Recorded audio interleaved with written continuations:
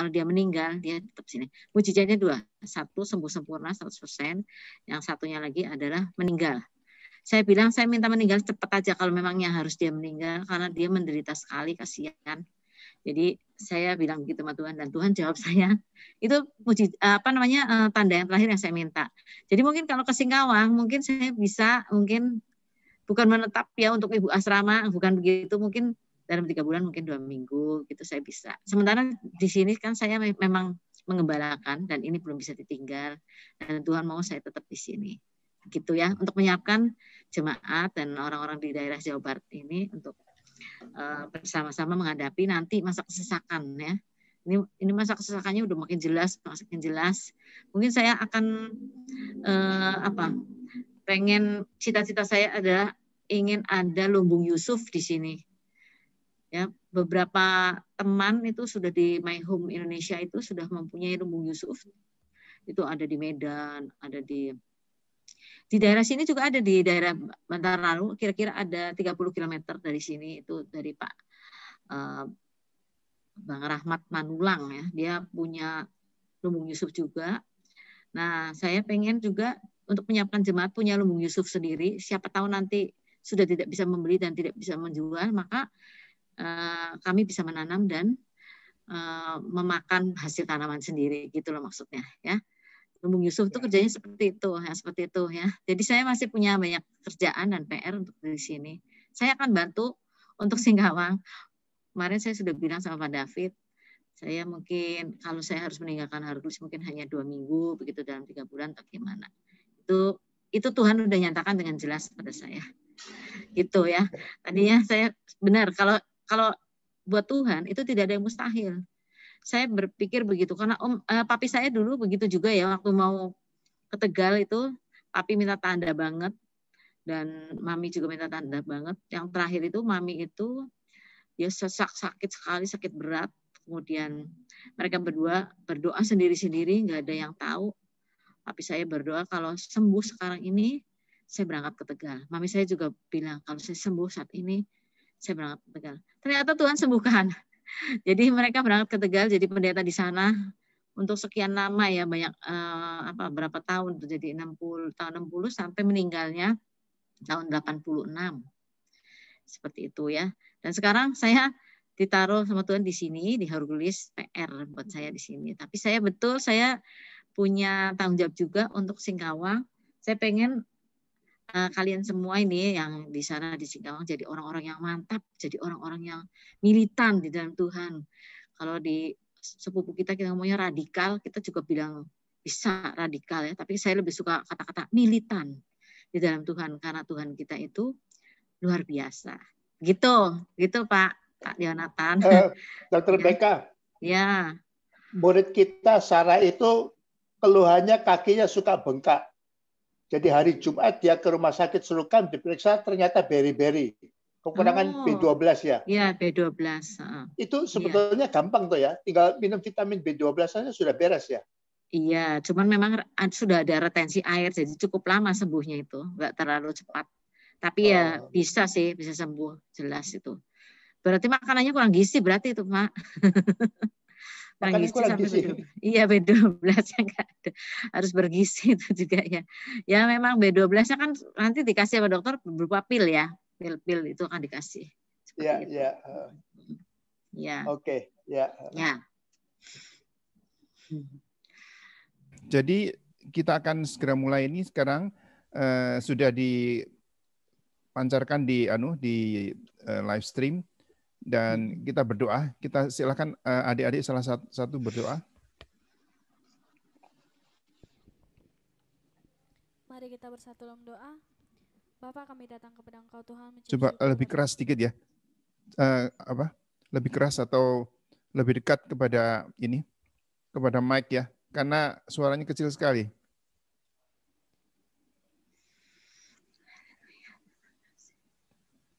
Coba tolong dibetulin.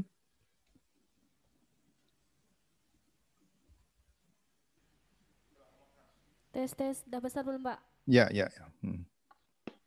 Baiklah, mari kita bersatu dalam doa. Bapak, sekali lagi kami datang kepada Engkau Tuhan, mengucap syukur atas pimpinan peliharaan Engkau dari tadi malam hingga pagi ini Tuhan. Kami boleh dibangunkan dengan kekuatan baru, hari yang baru, napas yang baru Tuhan.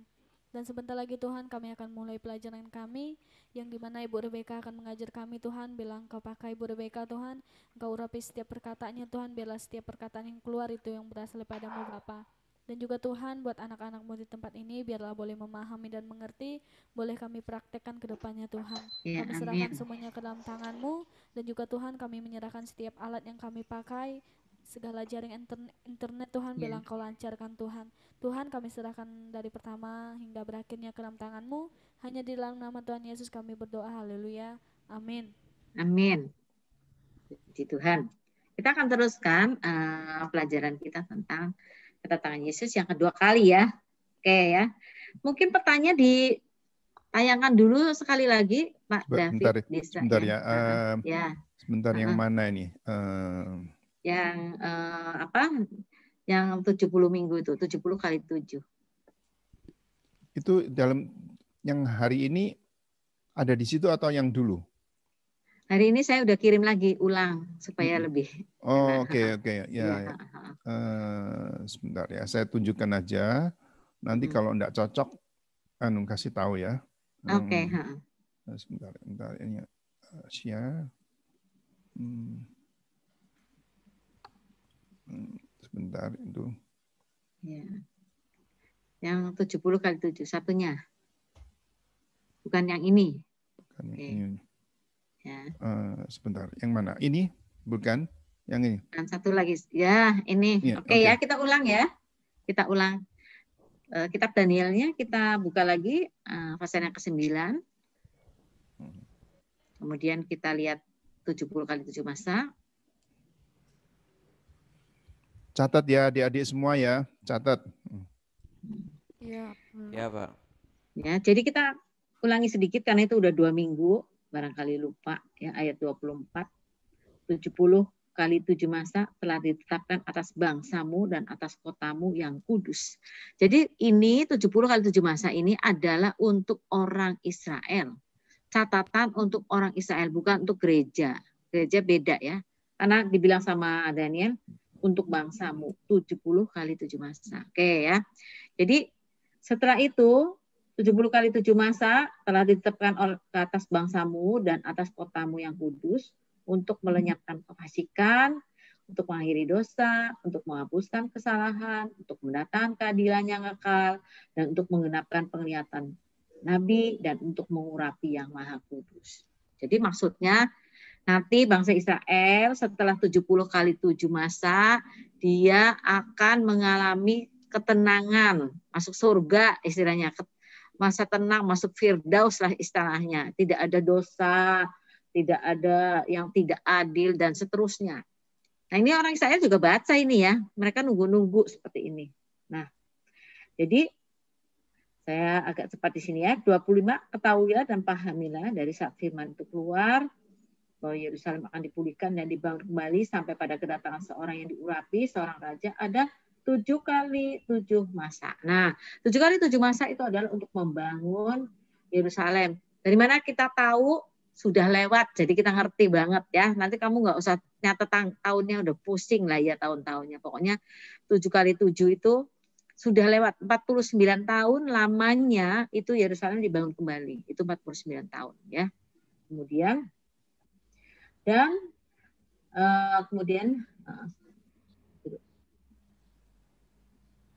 sampai pada ketentuan dulu. Sudah, dan 62 kali 7 masa lamanya kota itu akan dibangun kembali dengan tanah lapang dan paritnya, tapi di tengah-tengah kesulitan. Maka bait suci dan Yerusalem itu akhirnya 62 kali 7 kali lagi 7 masanya itu 1 tahun ternyata karena sudah lewat. Jadi kita tahu kalau itu 1 masa itu artinya 1 tahun. Waktu itu Daniel nggak tahu kalau 1 masa itu artinya 1 tahun, nggak tahu. Tetapi sekarang kita ngerti, oh itu ternyata 1 masa itu 1 tahun. Maka sudah berlalulah 69 masa kali 7 masa ya, 69 kali 7 masa berarti 69 kali 7 tahun. Berarti itu ada 483 tahun ya. Ada 483 tahun dan itu hitungannya tepat sangat tepat, nggak meleset sedikit pun. Nah, kemudian sesudah ke-62 kali 7 masa itu akan disingkirkan seorang yang telah diurapi, maka padahal tidak ada salahnya apa-apa. Itu Tuhan Yesus. Tuhan Yesus itu ya, kalau dihitung-hitung itu dia mati di kayu salib itu tahun 31 Anno Domini, maksudnya tahun 31 Masehi. Karena memang kelahiran Yesus itu ternyata setelah dihitung-hitung kira-kira bukan di 0 tetapi di 2 ya. 2 tahun sebelum Masehi ya. Jadi gitu ya. Kalau kita ngomong sebelum Masehi dan sesudah Masehi ya. Tuhan Yesus tahun 31 kira-kira seperti itu. Nah, maka ya itu tidak ada salahnya apa-apa, itu Tuhan Yesus ya sudah disingkirkan, sudah disalib, mati dia, nah, kemudian bangkit lagi dan naik ke surga. Maka disebut di sini, datanglah rakyat seorang raja memusnahkan kota dan tempat kudusnya, tetapi raja itu akan menunggu ajalnya dalam air juga. Dan sampai pada akhir zaman akan ada peperangan dan pemusnahan seperti yang telah ditetapkan. Oke, kita akan lihat kejadian-kejadian besar antara minggu ke-69 dan minggu ke-70. Karena minggu ke-70 itu ternyata adanya di ayat ke-27. Ya, ayat ke-27 itu minggu ke-70, raja itu akan buat perjanjian itu menjadi berat bagi banyak orang selama 1 kali 7 masa dan seterusnya. Jadi minggu ke-70 itu ternyata terpisah jauh karena setelah berakhir minggu ke-69 itu ada satu masa yang memang tidak disebutkan di Daniel. Dipikirnya itu terus ya, terusan. Ternyata ada jeda waktu 2000 tahun sampai saat kita. Itu ya, minggu ke-70-nya belum. Minggu ke-70-nya masih di belakang gitu ya. 2000 tahun tempat gereja bertumbuh, berkembang dan sampai sekarang. Kita sekarang ada di tahun 2020. Wah, itu keren ya. Jadi memang sekali lagi dinyatakan bahwa para nabi di perjanjian lama itu mereka tidak tahu soal masa gereja ini, nggak tahu mereka. Nggak ada di Alkitab di perjanjian lama itu misalnya menubuatkan tentang nanti bakal ada gereja, kemudian ada Martin Luther misalnya walaupun nggak disebut namanya tuh ya. Atau yang lain, nanti ada perpecahan gereja misalnya ya, ada Anglikan, ada Protestan, segala macam, nggak ada itu di perjanjian lama. Mereka berhenti sampai di kematian Tuhan Yesus. Ya. Setelah itu nyambung ke minggu ke-70. Itu masa zaman akhir yang sekarang ini. Itu ya. Jadi mereka tidak tahu. Yang tahu tuh hanya Yoel sedikit. Yoel tahu sedikit bahwa nanti pada masa zaman akhir dia sedikit juga di pojok nih di masa sekarang ini, di pojok yang di ujung itu baru Yoel ngomong pada masa akhir nanti Roh Tuhan akan dicurahkan dan orang tua nanti akan pada mendapat penglihatan, anak muda pada bermimpi dan seterusnya ya. Seperti itu. Jadi hanya Yoel tahu sedikit ya, yang lainnya nggak tahu, bahkan Daniel pun nggak tahu, dia hanya tahu sampai kematian Yesus. Kemudian nyambung ke akhir zaman. Akhir zaman yang sekarang ini sedang kita injak. Sekarang ini kita sedang ada di situ. Ya, kita belum, ini perkiraan masih apakah kita sudah masuk 7 tahun, apakah belum. Itu tergantung para penafsir. Karena kita tahu Tuhan Yesus benar lagi datang ya, tanda-tandanya udah jelas. Oke, jadi Israel ini adalah lonceng untuk mengetahui keadaan zaman. Sekali lagi saya ulangi ya, Israel. Sekali lagi ya. Israel itu adalah lonceng zaman. Itu pertama anak kita mengetahui bahwa orang Israel itu sudah diporak-porandakan tahun 70, tapi dia sekarang sudah punya negara lagi. Ya, itu keren ya. Jadi bangsa Israel itu ternyata ada yang hilang-hilangnya tuh, kabur kemana-mana. Kita lihat dulu ya, minggu ke-69 sampai ke-70 di tempat ada zaman gereja. Yang pertama, dari minggu ke-69 ke-70 itu yang pertama adalah Tuhan Yesus disalib. Gambarnya udah ada ya, Tuhan Yesus disalib. Nah, jadi di terjemahan baru tadi, ini di Daniel 9 ditulis, akan disingkirkan seorang yang telah diurapi, padahal tidak ada salahnya apa-apa. Itu ya, itu ayat yang 26. Nah, itu terjadi pada akhir minggu ke-69. Kemudian daripada 62 masa itu, nah itu setelah itu baru ya nanti masuknya. Jadi Tuhan Yesus disalibkan waktu itu dihitung-hitung, pokoknya perhitungannya 452 BC. Pada waktu Daniel dapat penglihatan itu adalah 452 BC. Kamu jangan tanya ngitungnya gimana Bu. Nah sudah, saya juga nggak tahu ngitungnya dari mana ya. Pokoknya dia sudah dihitung oleh para ahli. Daniel waktu dapat 70 kali 7 masa ini, penglihatan tentang ini, itu tahun 452 BC. Dan kemudian ditambah 483 tahun yang tadi, 69 kali 7, itu jatuhnya di 31 Masehi. Anno Domini ya, 31 Anno Domini. Ini saya kecepatan nggak ya ngomongnya ya? Enggak, cukup? Oke. Ya.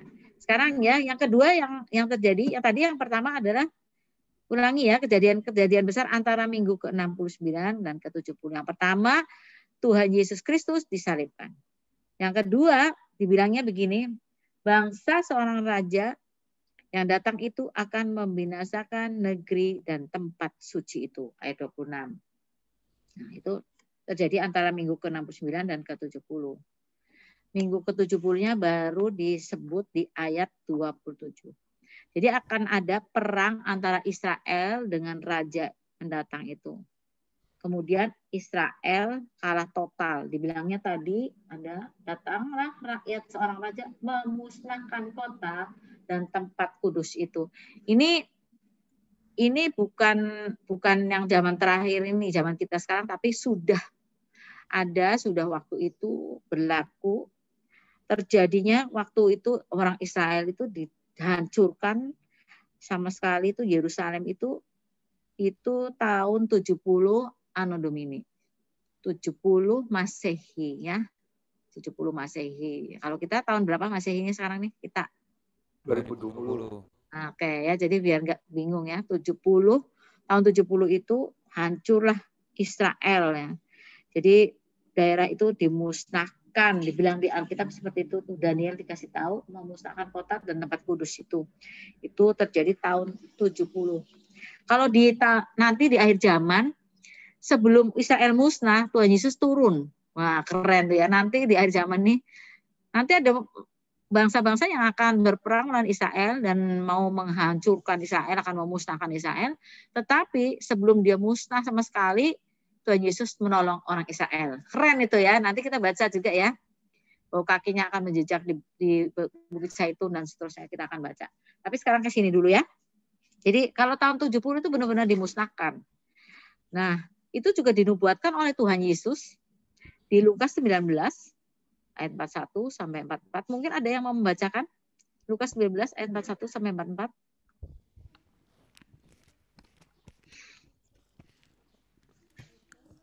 Lukas pasal 19 ayat 41 sampai 44. Ya. Oke. Dan ketika Yesus telah dekat dan melihat kota itu, ia menangisinya. Katanya, "Wahai, betapa baiknya jika pada hari ini juga engkau mengerti apa yang perlu untuk damai sejahteramu. Tetapi sekarang hal itu tersembunyi bagi matamu. Sebab akan datang harinya bahwa musuhmu akan mengelilingi engkau dengan kubu, lalu mengepung engkau dan menghimpit engkau dari segala jurusan. Dan mereka akan membinasakan engkau beserta dengan pendudukmu, dan pada tembokmu mereka tidak akan membiarkan satu batu pun tinggal terletak di atas batu yang lain. Karena engkau tidak mengetahui saat bila mana Allah melawat engkau." Nah, ya. Jadi Tuhan Yesus sendiri sudah menubuatkan di Lukas 19 ayat 41-44. Kemudian kedua kalinya dia nubuatkan juga, yaitu di Lukas 21 ayat 20 sampai 24. Ada lagi yang mau membacakan?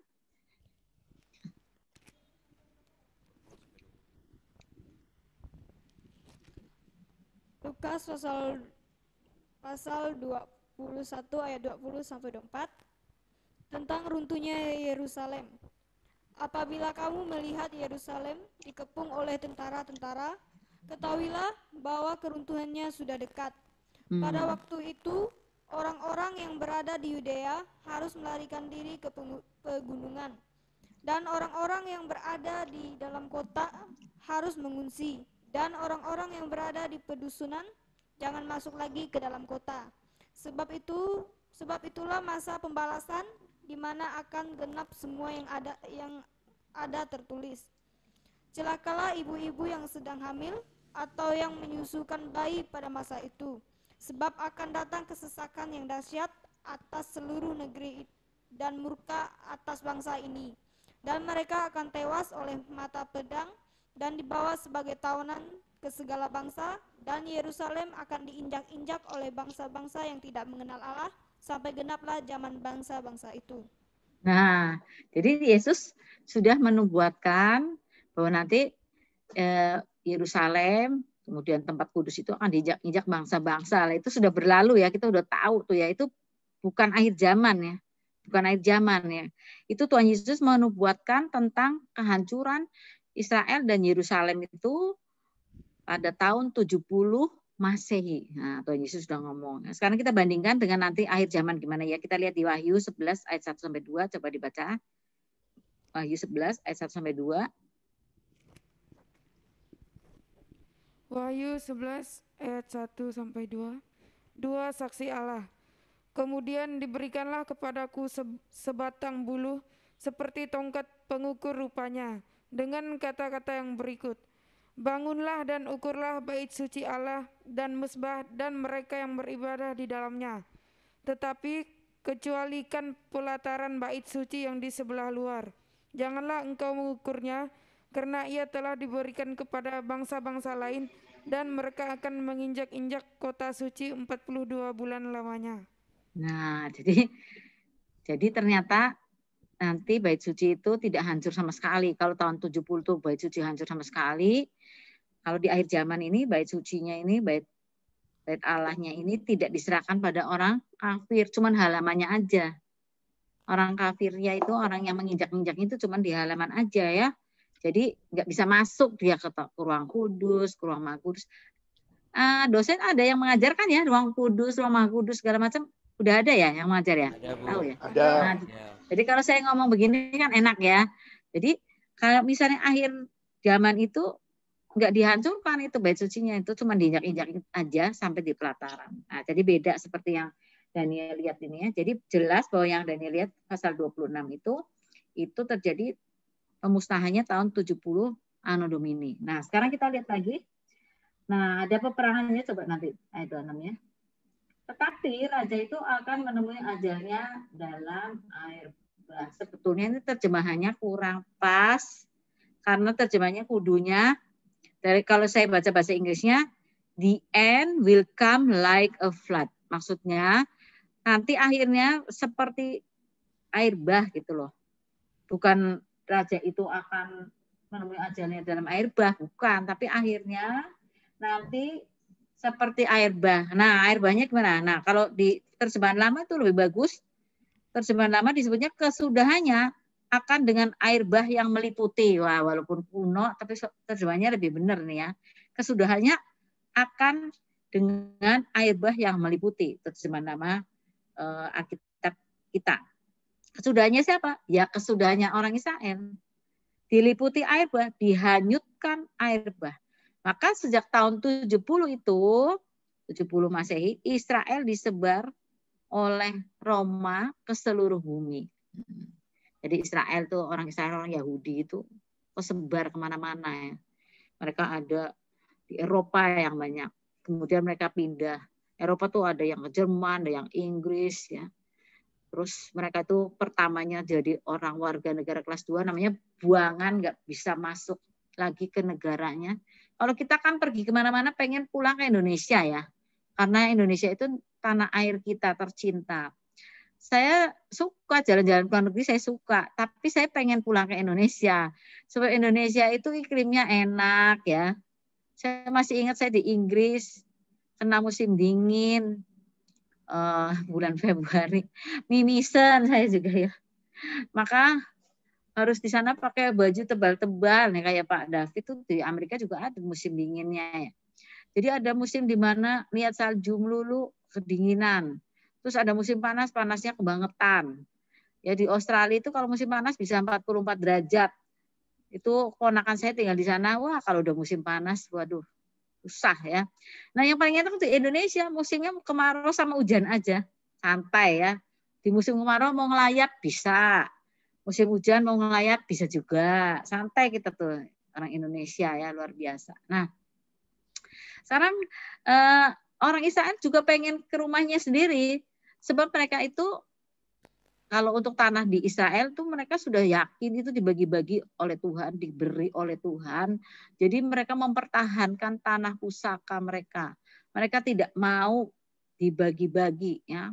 Kalau tanah mereka itu turun temurun punya mereka tuh, punya misalnya keluarga siapa nih, keluarga keturunan Yehuda, maka tanahnya yaitu punya mereka sampai kapanpun juga. Nanti kalau misalnya dijual bisa ditebus lagi seperti itu ya. Kalau kita lihat cerita di Naomi itu tanahnya dijual karena dia pindah ke Moab. Maka setelah dia pulang ada yang nebus tanahnya. Supaya apa? Supaya tetap bisa bertani dan bisa meninggali tanahnya sendiri. Itu keren tuh orang Israel ya, dia punya seperti itu. Kalau kita udah jual ya udah ya, nggak punya ada yang nebus-nebus segala, nggak punya. Kalau mereka seperti itu, keren. Makanya mereka tuh kepengennya pulang.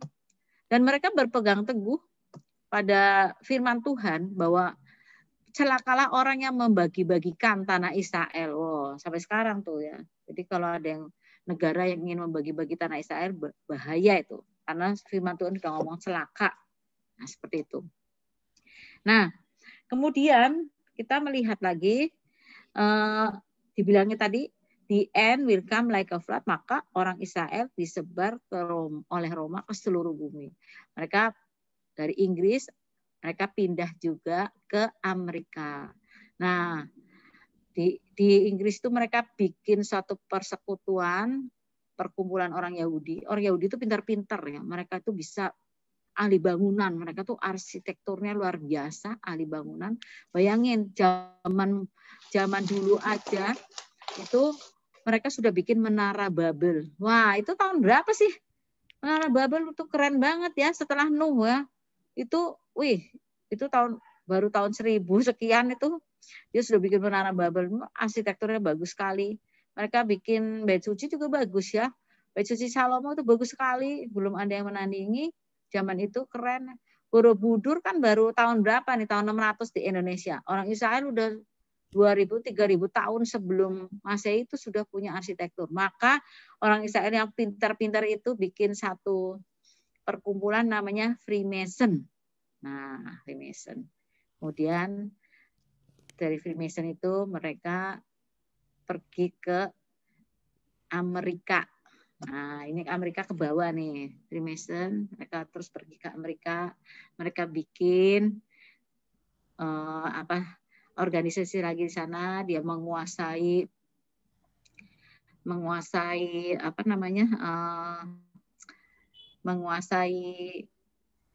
keuangan di Amerika. Kemudian setelah itu mereka ada di Amerika bikin yang namanya Illuminati. Nah, tapi Illuminati nanti dulu ya, ini belakangan dah ya. Sekarang kita cerita dulu ya tentang Illuminati. Mungkin kamu sudah dengar dikit-dikit.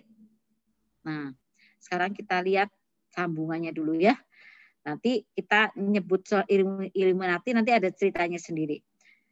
Tapi itu orang Yahudi keren karena mereka pintar-pintar. Jadi Freemason itu bekerja di politik, Illuminati itu bagian ya bank, terus tanaman. Pokoknya dia bikin bukan politik, pokoknya dia di bagian bagian ekonominya lah. Itu Illuminati ya. Nah, seperti itu. Lambangnya juga ada yang mata satu itu Illuminati ya. Sampai sekarang. Jadi orang Israel itu, orang Yahudi itu memang keren. Memang bangsa yang keren ya, seperti itu. Nah, jadi mereka disebar ke seluruh bumi. Tapi tahun 1948 mereka pulang ke Israel. Kalau dulu mereka cuma cita-cita pengen pulang kampung, nggak bisa. Kampungnya nggak ada, roboh semua, pengen pulang kampung. Mereka itu otaknya pengen pulang kampung terus. Pulang kampungnya di mana? Di Israel. Memang tanahnya mereka itu di Israel. Ya kayak kita udah enggak ya kalau kita nih ya. Kayak saya, kemarin saya bilang, saya orang Cina tapi saya nggak pernah pulang. Pengen pulang ke Cina, sana nggak pernah ya. Pak David itu udah di Amerika nggak pernah dia punya pengen pulang ke Cina. Udah nggak merasa itu tanah air. Saya juga nggak kenal tanah air. Itu mungkin engkong saya itu ya, kakek saya, papanya kakek saya itu berasal dari sana. Tapi saya sendiri, saya orang Indonesia. Ya, saya lahir di Indonesia, saya bilang tanah air saya Indonesia. Saya kemana-mana saya pengen pulang ke Indonesia. Ya, seperti itu. Nah, orang Yahudi beda. Biar sudah terhilang, sekarang kita hitung ya, mereka tahun 1948 dikurangi 70, maka 1878 tahun hilang, tersebar di mana-mana. Mereka pulang ke Israel. Keren sekali. Ya, pulang. Mereka mendirikan negara Israel tahun 1948 itu 14 Mei. Dan Tuhan Yesus juga sudah ngomong soal pulangnya mereka ke Israel, itu adanya di Matius 24 ayat 32 sampai 34. Kamu catat aja ya. Kemudian lonceng zamannya apa lagi? Ternyata dulu itu, mungkin saya udah pernah ngajarin ya, tapi saya ulangnya. Ternyata dulu itu kan mereka begitu merdeka, ibu kotanya itu namanya Tel Aviv. Yaitu tempatnya Yunus kabur ya, Yope dulu ya. Nah, tapi sekarang mereka tetap mau Yerusalem jadi ibu kota. Ngotot mereka ya. Karena dari dulu Yerusalem ibu kota Israel, jadi mereka ngotot. Akhirnya de facto tahun 67 dengan peperangan 6 hari, mereka merebut Yerusalem dan mereka bilang Yerusalem itu negara ibu kota negara kami, Israel. Nah, setelah itu de jure-nya kemarin tahun 2018 peresmian embassy US Embassy ya, tahun 14 bulan 5 tahun 2018. Kalau Amerika sudah mengakui bahwa Yerusalem adalah ibu kota, maka mau nggak mau seluruh dunia mengakui bahwa Yerusalem adalah ibu kota Israel. Nah, nanti berdirinya Bait Allah kapan? Nggak tahu ya. Nah, kita masih nunggu-nunggu nih ya. Mereka udah siap-siap mau mendirikan bait suci di tempatnya. Tapi di tempatnya sekarang ada masjid, ada 2 masjid di situ ya. Masjid yang berkubah emas dan berkubah perak, itu ada masjid di situ. Nah, jadi kita melihat bahwa mereka itu luar biasa. Kata Tuhan Yesus, angkatan ini tidak akan berlalu sampai semuanya itu terjadi. Nah, angkatan siapa? Angkatan yang lahir tahun 1948. Berarti kalau sekarang orang-orang lahir tahun 1948, sekarang tuh umurnya baru 72 ya. 72 ya. Nah, kalau Pak Yonatan Krisna tahun berapa lahirnya? 45 ya, sama kayak suami saya ya. 45 itu yang masih ada kesempatan. Maksudnya siapa tahu nggak sempat meninggal langsung diubahkan ya, naik ke awan-awan. Nah, seperti itu ya. Jadi gitu. Nah, kita melihat bahwa orang Israel itu memang sampai sekarang ini mereka hanya percaya perjanjian lama. Tapi jangan lupa mereka juga baca perjanjian baru. Dan mereka hitung-hitung ya. Mereka kadang-kadang tidak suka. Mereka berpikir bahwa Yesus itu Tuhannya orang Israel, Tuhannya orang Kristen. Padahal itu Tuhannya sama kan, Tuhan dia juga Yahweh Elohim. Tapi mereka tidak mengaku bahwa Tuhannya itu sudah turun. Maunya nanti Mesiasnya belum datang. Makanya dia nanti bakal tertipu oleh antikris nanti ya. Nanti kita selidiki lagi kenapa mereka tertipu. Ya karena mereka tidak percaya bahwa Mesiasnya sudah turun. Sementara nanti antikris itu antikristos ya, yang satu itu. Kalau antikris itu banyak banget, antikristi itu banyak banget. Semua orang yang tidak mengaku Yesus adalah Tuhan namanya antikristi. Sementara yang satu pemimpin itu nanti namanya antikristos, itu akan menguasai bumi dan dia akan mengadakan mujizat-mujizat yang diadakan juga oleh nabinya, dia oleh mitranya itu. Mereka akan seperti Tuhan Yesus. Nah, seperti itu nanti kita sedikit lagi. Sekarang kita melihat minggu ke-70 ya. Kita lihat minggu ke-70. Minggu 70 tadi kita tahu bahwa itu terpisah dari minggu yang 69 itu. Dia ada di ujung. Dia ada di zaman akhir. Nah, nanti kalau kalian nggak ngerti langsung tanya aja ya, supaya nggak lupa ya. Oke, minggu ke-70 itu adanya di zaman akhir. Itu ayat ke-27. Dilihat ya. Kan dilihat ya, pada akhir zaman. Lihat ayat 26 dulu yang terakhir, dan sampai pada akhir zaman akan ada peperangan dan pemusnahan seperti yang telah ditetapkan. Kita tahu bahwa dunia ini perang terus. Sampai sekarang juga perang. Ya, kita tahu Korea Utara bikin nuklir apa segala macam, udah serem ya. Sekarang orang kalau perang itu udah orangnya nggak maju, pakai drone aja, nembak sana nembak sini kalau dibunuh ya. Seperti itulah, ini zaman luar biasa, zaman akhir. Akan perang terus. Nah, Indonesia sendiri kemarin demonya rusuh. Demo mau apa nggak ngerti, orang nggak ngerti tujuan demo, untuk ikut demo, ikut rusak dan seterusnya. Itu hawa nafsunya tuh luar biasa ya. Nah, itu merusak, sangat merusak. Kalau kita melihat, kita membaca kitab Wahyu bahwa manusia itu seperti binatang akhirnya ya. Manusia itu menurut salah satu filsuf dibilangnya gini, manusia itu sebetulnya lebih buas dari binatang. Iya kali, emang iya sih. Ya karena manusia udah ada akalnya, kalau binatang kan cuma segitu-segitunya aja. Kalau manusia kan banyak tuh akalnya, jadi dia lebih buas daripada binatang. Oke ya, sekarang kita lihat ayat 27. Nah ini zaman akhir ya. Raja itu akan membuat perjanjian itu menjadi berat bagi banyak orang selama 1 kali 7 masa. Dan pada pertengahan 7 masa itu ia akan memberikan korban sembelihan dan korban santapan.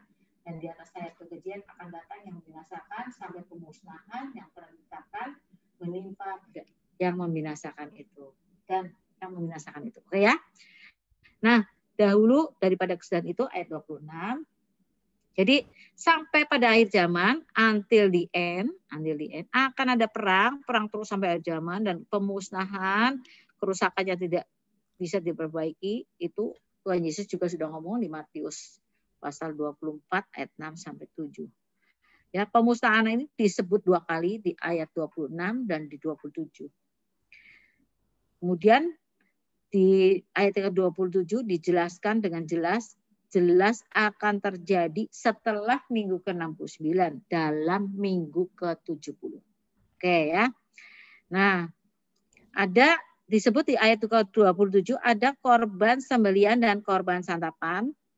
Sudah jelas kalau korban sembelihan dan korban santapan itu adanya di Bait Suci. Sampai sekarang orang Israel nggak ada itu korban sembelihan, korban santapan. Mereka adanya sinagoga ya. Dan mereka itu mungkin zaman sekarang udah nggak ada domba pakai sapi. Saya juga nggak tahu tuh gimana ya. Kayaknya sih enggak ya. Mereka mungkin persembahan aja pakai uang kayak kita ke gereja ya. Karena mereka nggak punya Bait Suci, mereka nggak bisa motong domba, nggak bisa motong sapi gitu loh. Karena untuk dibakar domba dan sapi itu mesti dibakar di halaman Bait Suci kan, mereka ada tempatnya khusus. Makanya mereka bercita-cita untuk punya Bait Suci. Nah, seperti itu. Nah, jadi melihat hal ini, ada korban sembelihan, korban santapan, berarti itu ada Bait Suci ya, Bait Allah. Jadi kemungkinan Bait Allah akan dibangun kembali.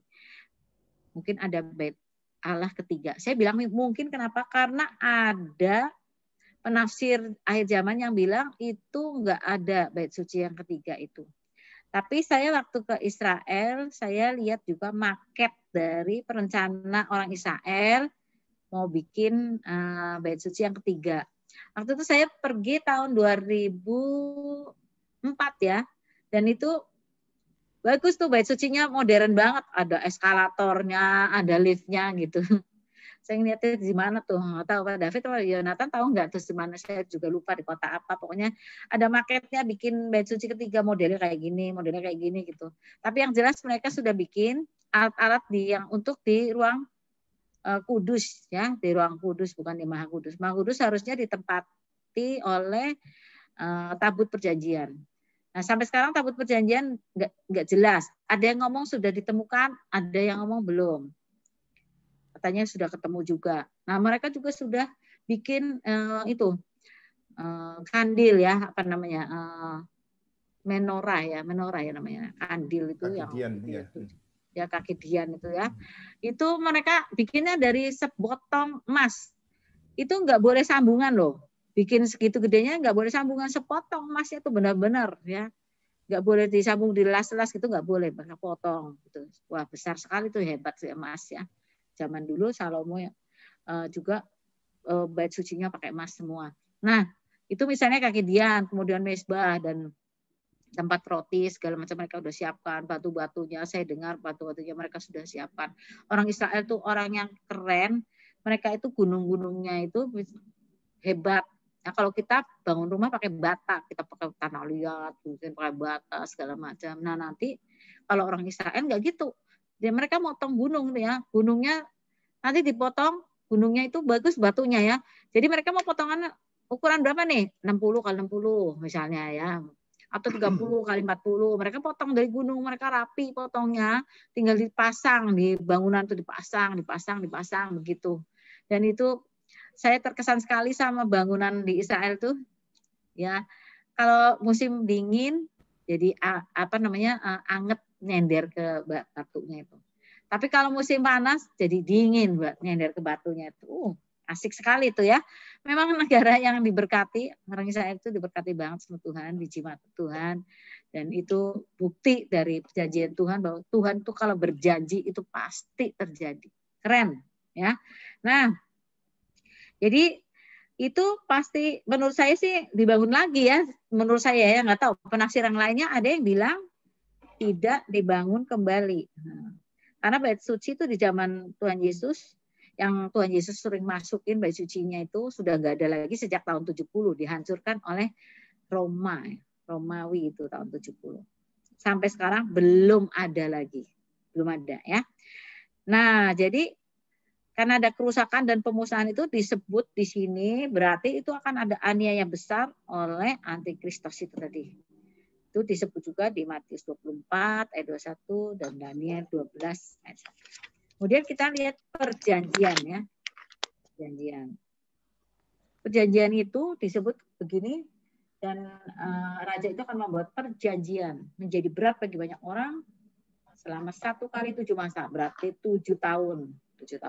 Perjanjian apa tuh? Perjanjian antara Israel dengan antikristos itu, dengan si raja itu, dengan raja antikristos itu, perjanjian antara Israel dengan antikristos itu. Umur perjanjiannya 7 tahun, kemudian di tengah-tengahnya nanti akan dihentikan korban sembelihan dan korban santapan. Oke ya, umur perjanjiannya jadi kan 7 tahun ya. Itu mungkin ada petanya yang ini, Pak David, yang tadi banyak tulisannya tuh. Yang saya kirim tadi pagi, yang banyak tulisannya aja. Yang ada kolom-kolomnya, yang akhir 70. Yang akhir 70. Akhir minggu ke-70, bukan ini. Ada yang tadi yang saya itu, bukan. Ya ini ya, coba kita lihat sini. Ini ada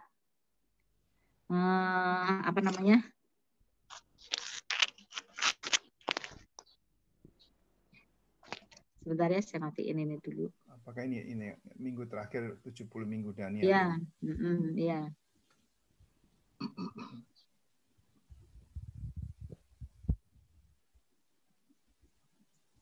Oke ya, kita lihat minggu terakhir dari 70 minggu Daniel. Nah, ini artinya 7 tahun. Ini masa-masa kita ya. Kalian harus waspada. Inilah yang akan jadi fokus kita untuk menghadapi hari-hari ini. Itu dibagi 2, 3,5 tahun, 3,5 tahun. Dibagi 2 ya. Nah, ini kita lihat ininya dulu ya. Skemanya. Nah, lihat di setengah minggu yang pertama, 3,5 tahun yang pertama. Itu disebut antikristos ya, berkuasa orangnya tetapi belum full power. Jadi orangnya kira-kira sekarang udah lahir apa belum?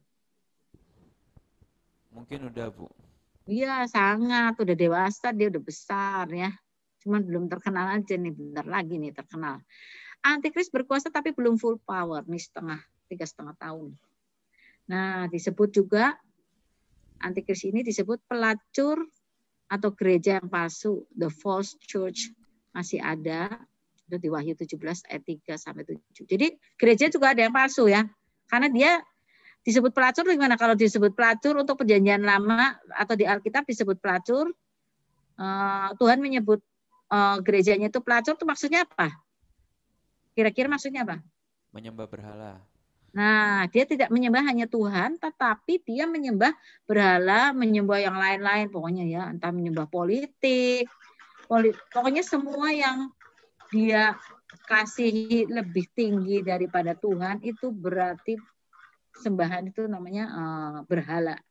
Misalnya dia lebih suka kerja keras daripada berhubungan dengan Tuhan, maka itu namanya, ini kok bunyi apa ya? Namanya. Bunyi apa ya? Oke. Ya. Coba. Oke ya.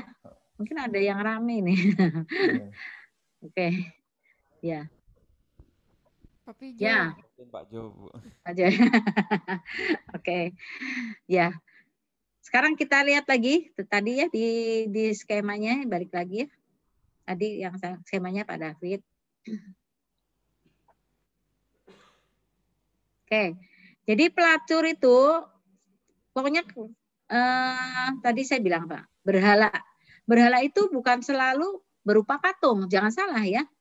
Berhala itu nggak selalu patung. Patung benar, tapi misalnya suami, karena suami itu perintah suami lebih tinggi daripada perintah Tuhan. Nah itu dia berhala. Perintah istri lebih tinggi daripada perintah Tuhan. Ya udah, lebih nurut ke istri daripada ke Tuhan. Nah itu namanya berhala. Misalnya pekerjaan itu membuat orang-orang tidak berbakti pada Tuhan, maka itu namanya berhala juga.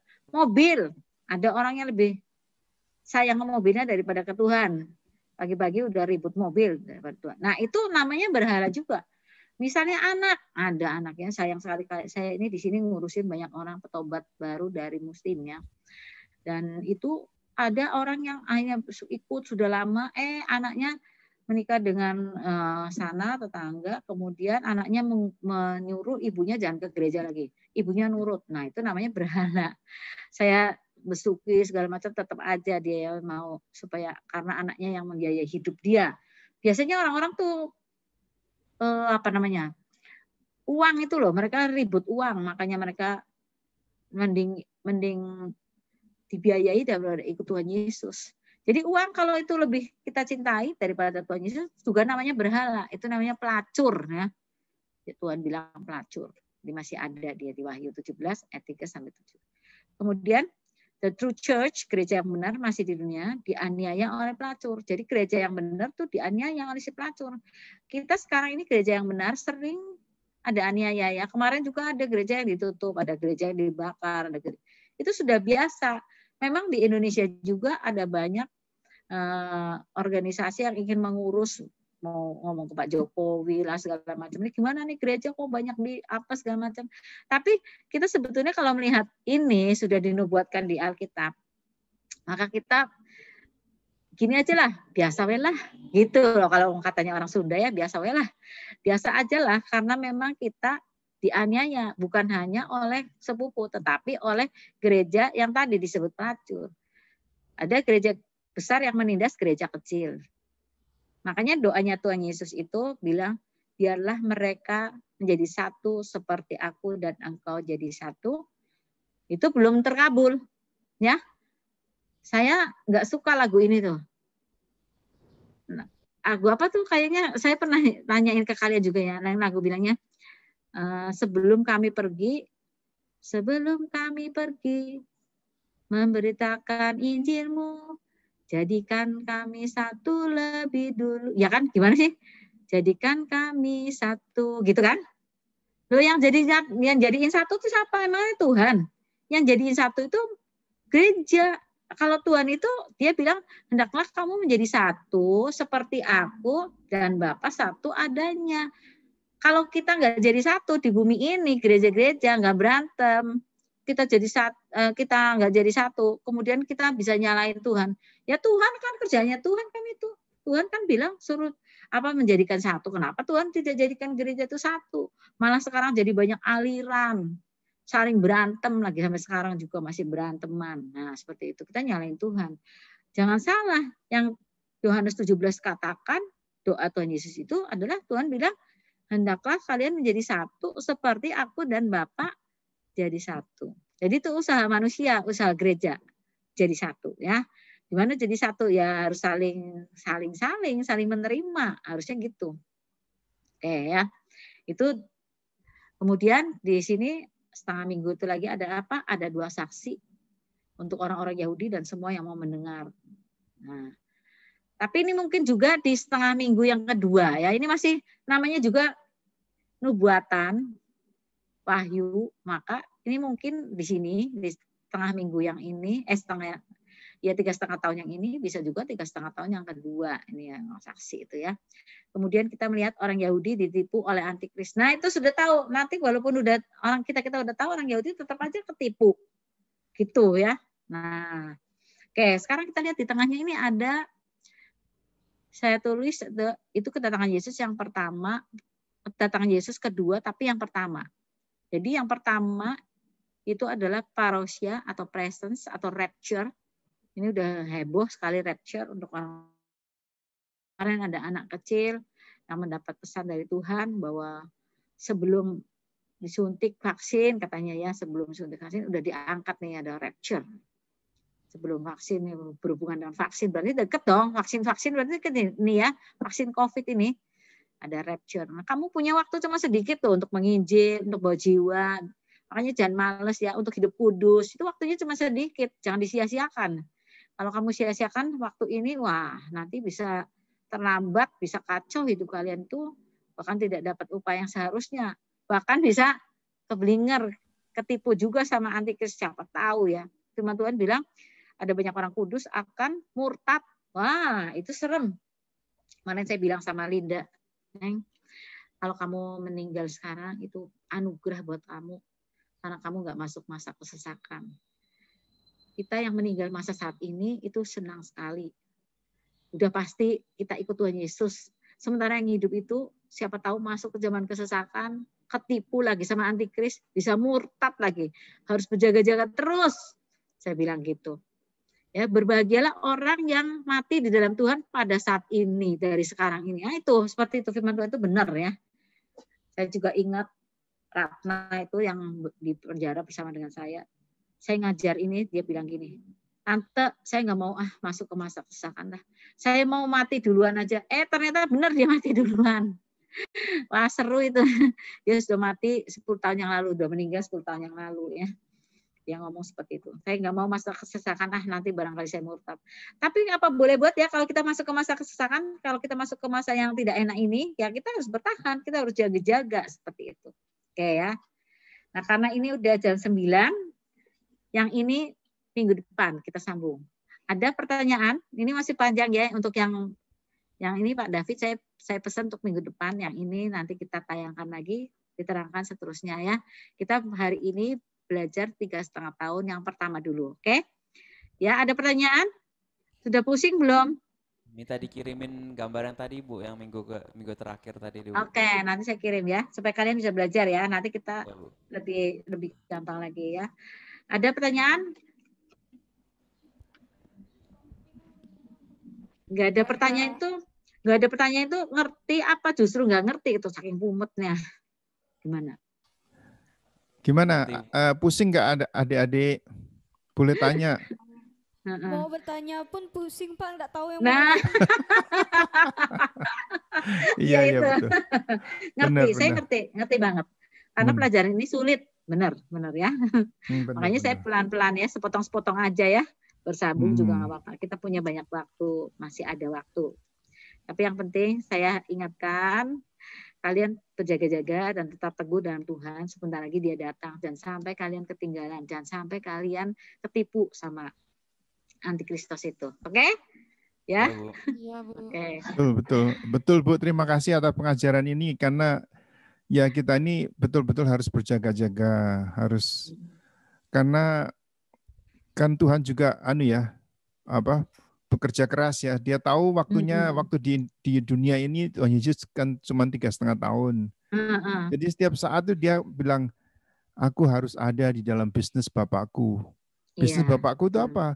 Bisnis untuk memuridkan 12 murid, 70 murid, berapa murid itu semuanya untuk nanti ke seluruh dunia. Nah, waktunya kan 3,5 tahun itu kan singkat sekali. Nah, itu harus dilakukan itu. Karena biarlah kita itu bekerja selagi hari siang. Ya. Karena malam akan datang di mana kita tidak bisa bekerja lagi. Betul itu. Terima kasih itu pengajaran Kak Rebecca ini. Jadi betul-betul ini kita itu diajak kekudusan ya. Kita tidak main-main lagi, hidup di dalam dunia ini singkat saja. Jadi kita harus senantiasa berjaga-jaga, apalagi kita udah masuk ini ya.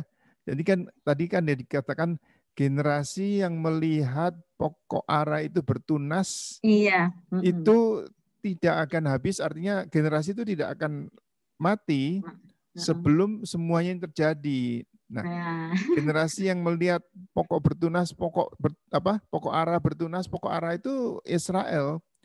Jadi generasi yang melihat kebangkitan Israel tahun 48 itu tidak akan mati. Kalau satu generasi 70 tahun, 80 tahun itu berarti sebelum itu semuanya terjadi, itu kita ini masuk di dalam generasi. Saya masuk, khususnya saya sudah masuk dalam generasi itu. Jadi generasi saya tidak akan mati sebelum itu terjadi. Iya, betul. Benar. Betul nah, mungkin saya bisa mati sebelumnya karena ya bisa kan mati sebelum itu. Tapi generasi saya secara generasi saya lahir tahun 47 itu melihat 48 pada waktu kelahiran Bani Israel kembali. Nah, itu luar biasa. Sekarang saya belajar juga bahasa Ibrani, saya mencoba ya. Itu luar biasa sih. Bahasa itu sudah lenyap loh. Sudah lenyap 2000 tahun lalu, 2000 tahun lamanya udah hilang karena mereka itu tadi kan katanya KRBK kan sudah terpecah-pecah ke Rusia, ke mana, ke Polandia, ke Cekoslovakia, ke Amerika, kemana-mana itu diuber-uber di Jerman itu dibunuh, dibantai oleh Hitler itu. Tapi sekarang mereka kembali, namanya kembali itu Aliyah. Aliyah itu sekarang ini mungkin 2-3 minggu ini akan ada pesawat terbang khusus yang membawa orang-orang dari Ethiopia, orang Yahudi di Ethiopia itu. Jadi masih sekarang terjadi di depan mata saudara ini. Masih pulang. Masih pulang. Ini sekarang cuma dalam waktu beberapa minggu ini lagi. Itu sudah disetujui dana berapa juta US dollar itu disediakan oleh pemerintah Israel bagi saudara-saudaranya kembali itu. Nggak tahu itu dari Bani apa. Kalau Ethiopia itu Bani apa ya? Nggak tahu. Itu pada waktu kembali ke sini tadi kan tanahnya itu kan bisa ditebus kembali itu. Tanahnya bisa dikasih itu. Kan luar biasa itu semuanya. Itu semua akan digenapi loh. Nah, sekarang ini mereka sedang merayakan Sukot. Apa ya? Sukot ya. Hari Raya Pondok Daun. Jadi mereka itu memperingati di mana mereka keluar dari tanah perhambaan Mesir. Mereka tidak hidup di dalam gedung-gedung rumah-rumah itu, tapi mereka hidup di pondok-pondok. Jadi sekarang ini mereka itu sedang kayak pokok seadanya gitu loh mereka itu. Jadi untuk memperingati bahwa Tuhan membawa mereka itu keluar daripada tanah Mesir. Nah, sekarang ini. Jadi semua yang diceritakan tadi itu bukan cerita zaman dulu, bukan cerita 2000 tahun lalu, itu sekarang ini terjadi itu. Jadi saudara-saudara itu betul-betul harus mempelajari itu ya. Tertarik nggak? Siap berjaga-jaga. Belajar nggak? Tertarik nggak saudara-saudara belajar itu? Tertarik ya? Tertarik Pak. Tertarik ya, karena itu betul relevan saat ini. Dan kemarin jika dikatakan juga sama Pastor Christina, jadi pesta-pesta yang dititahkan, diperintahkan oleh Tuhan untuk dirayakan, itu pesta-pesta dalam musim semi dan musim panas itu sudah digenapi oleh Tuhan Yesus. Nah, betul. Sekarang yang belum digenapi adalah musim-musim ini gugur. Nah, itu antara lain adalah itu Yom Teshua atau ada Yom Yom Kippur, ada itu Rosh Hashanah atau The Feast of Trumpet itu Yom Teruah itu. Terus Sukot atau Hari Raya Pondok Daun itu. Betul, jadi itu belum digenapi. Nah, itu jadi kalau yang dulu tuh pesta-pesta itu semua digenapi dan itu diperintahkan loh untuk dirayakan. Itu sekarang itu sudah digenapi. Nah, sekarang ini yang belum digenapi itu akan digenapi. Iya, betul. Betul itu. Kalau saya membaca kalau saya membaca di dalam Wahyu itu kan ada bunyi nafiri. Itu kelihatannya seperti akan terjadi di dalam Yom Teruah itu nanti. di dalam hari raya Nafiri kelihatannya. Kalau di dalam Wahyu kan kita membaca mengenai Nafiri dibunyikan. Nah itu kelihatannya akan terjadi, logika ya, itu akan terjadi di dalam waktu Yom Teruah nanti. Yom Teruah tahun berapa nggak tahu, tapi pokoknya di dalam musim gugur. Nah itu aja. Yuk kita berdoa yuk. Siapa yang mau berdoa? Agape berdoa dah. Ayo. Baik. Tuhan terima kasih ya Bapak, kami telah belajar pada pagi hari ini. Kami telah belajar tentang akhir zaman ya Tuhan, tentang peta zaman, tentang bangsa Israel dan segala sesuatunya Tuhan. Biar apa yang kami pelajari Tuhan, Engkau boleh berikan kami hikmat, pengertian Tuhan, biar kami bisa mengerti ya Tuhan, bagaimana kami bisa tahu bagaimana nanti akhir zaman ya Tuhan. Dan kami bisa mempersiapkan diri Tuhan, kalau itu di zaman kami Tuhan, kami bisa mempersiapkan diri, kami bisa siap ya Tuhan untuk kedatangan Engkau ya Tuhan. Terima kasih ya Bapak. Berkati setiap kami, berkati Ibu Rebecca yang telah mengajar kami Tuhan, berkati pelayanannya, berkati keluarganya, berkati semuanya ya Bapak, berkati juga Pak David ya Tuhan. Berkati. Terima kasih ya Bapak, dalam nama Tuhan Yesus kami berdoa. Amin. Terima kasih semuanya.